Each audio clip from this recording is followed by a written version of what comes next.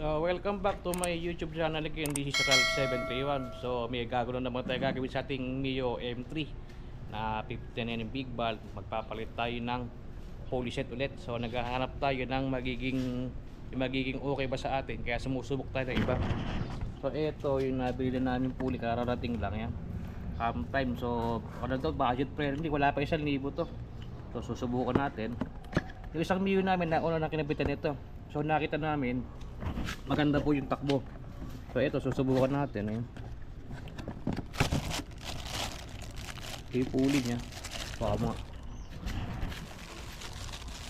Ito yung pulley set nya yan. Yan.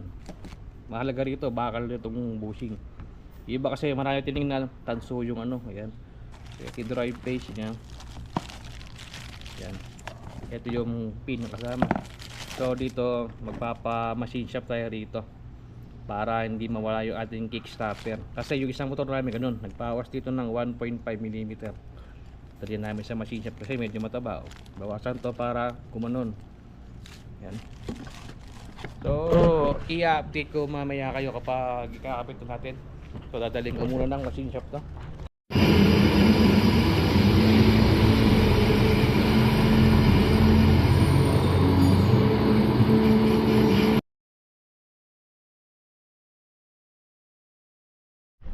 Ito mga idol, nakaranas na po natin yung panggilid. So ito natin yung pulley, yung AEK, ayan.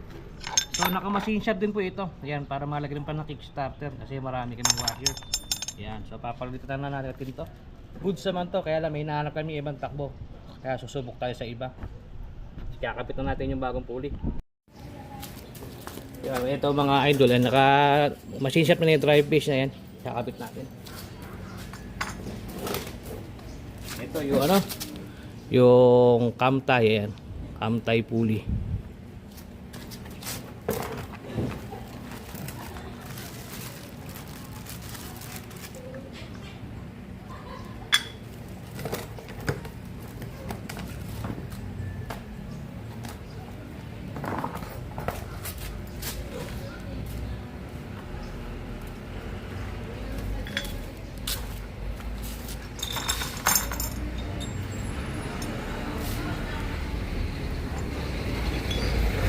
Ito yung loob ng pulley yan. Yan, kakabit na natin.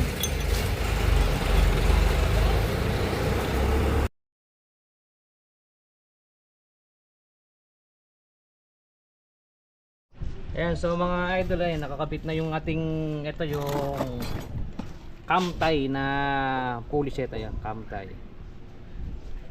Ayan. So ito yung kanang belt natin. Ayan. So nagbawas ako isang washer yan kasi hindi na ganong kakapit to.